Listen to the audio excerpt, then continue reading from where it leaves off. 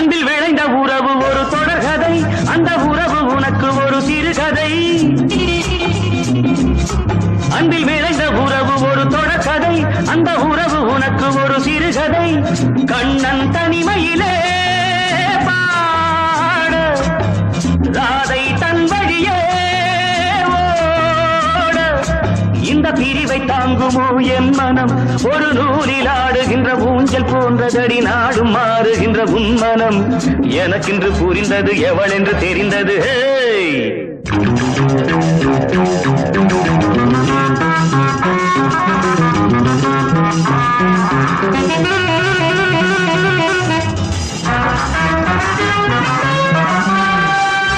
என்னடி மீனாட்சி சொன்னது என்னாச்சு?